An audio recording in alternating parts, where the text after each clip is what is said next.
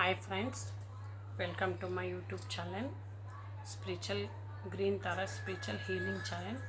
Friends, ಇವತ್ತು Saturday ಯಾವ ದಿನನೇ ಮಾಡಿ ಫ್ರೆಂಡ್ಸ್. ಸಟರ್ಡೆ ದಿನ ನೀವೇನು ಮಾಡಿ, ಒಂದು ಮಣ್ಣಿನ ಈವ್ನಿಂಗು ಒಂದು ಮಣ್ಣಿಂದ ಚಿಕ್ಕದಾಗಿ ಒಂದು ದೀಪ ತಗೊಳ್ಳಿ ಫ್ರೆಂಡ್ಸ್.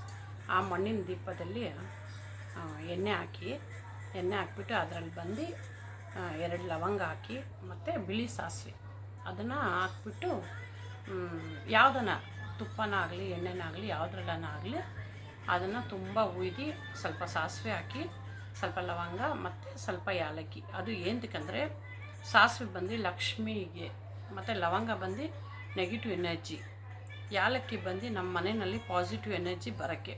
ಈ ಮೂರನ್ನು ಹಾಕಿ ನೀವು ಒಂದು ಚಿಕ್ಕ ದೀಪದಲ್ಲಿ ಮಣ್ಣಿನ ದೀಪದಲ್ಲಿ ಅದನ್ನು ಹಾಕಿ ನೀವು ಶನಿವಾರ ಸಂಜೆ 6 ಗಂಟೆ 7 ಗಂಟೆ 8 ಗಂಟೆ ಮೇಲೆ ಅದನ್ನು ಒಂದು ದೀಪದಲ್ಲಿ ಕ್ಲೀನಾಗಿ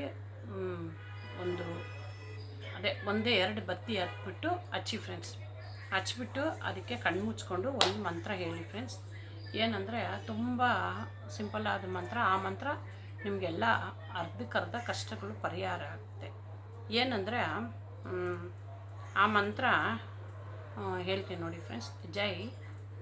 ಜೈ ಶ್ರೀರಾಮ್, ಜೈ ಶ್ರೀರಾಮ್, ಜೈ ಶ್ರೀರಾಮ್, ಜೈ ಶ್ರೀರಾಮ್ ಅಂತ ಹೇಳಿ, ಮತ್ತು ಇದು ಏನು ನಿಮಗೆ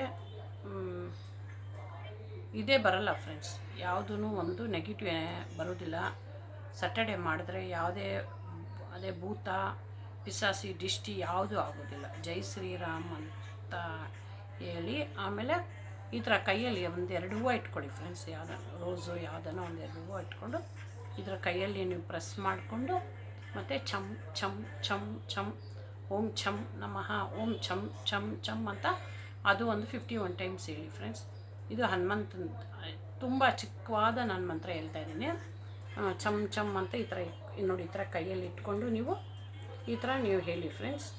ಅದು ಏನಾಗುತ್ತೆ ಅಂದರೆ ಆ ಹೂವು ಬಂದುಬಿಟ್ಟು ನೀವು 51 ಟೈಮ್ ಹೇಳುವಾಗ ಆ ಹೂವು ಅದರಲ್ಲೆಲ್ಲ ಫುಲ್ಲು ನಿಮ್ಮ ಎನರ್ಜಿ ಎಲ್ಲ ಆ ಹೂವದಲ್ಲಿ ಹೋಗುತ್ತೆ, ರೋಸಲ್ಲಿ. ಆ ಹೂವು ಆಮೇಲೆ ತೊಗೊಂಡ್ಬಿಟ್ಟು ನೀವು ಎಲ್ಲ ಮನೆಯೆಲ್ಲ ಉಫ್ ಅಂತ ರೋಸೆ 1-2 ರೋಸ್ 3 ರೋಸ್ ತೊಗೊಳ್ಳಿ ಫ್ರೆಂಡ್ಸ್. ಎಲ್ಲ ಮನೆಯೆಲ್ಲ ಉಫ್ ಅಂತ ಊದ್ಬಿಡಿ. Night ಊದ್ಬಿಟ್ಟು ಮಣ್ಕೊಳ್ಳಿ friends.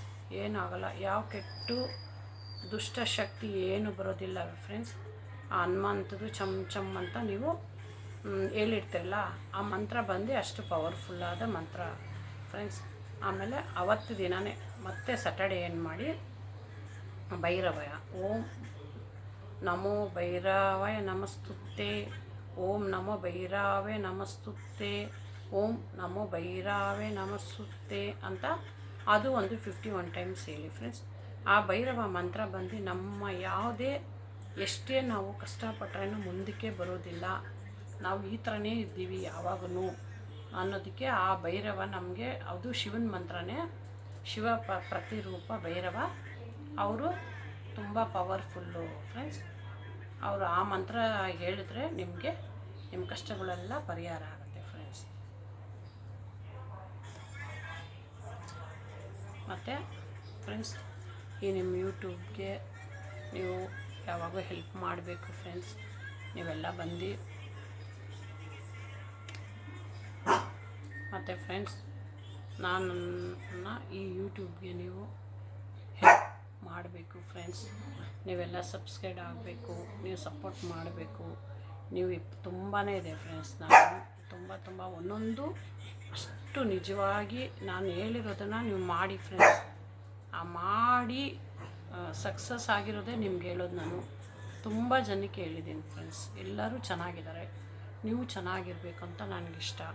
ಆದ್ದರಿಂದ ಎಲ್ಲರೂ ಅವ್ರವ್ರ ಪ್ರಾಬ್ಲಮ್ ಏನಿದೆ ಅಂತ ನನಗೆ ಹೇಳಿ ಫ್ರೆಂಡ್ಸ್.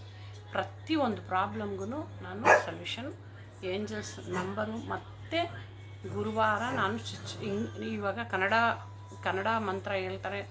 ಕೆಲವ್ರಿಗೆ ಹೇಳೋಕ್ಕಾಗೋದಿಲ್ಲ ಫ್ರೆಂಡ್ಸ್.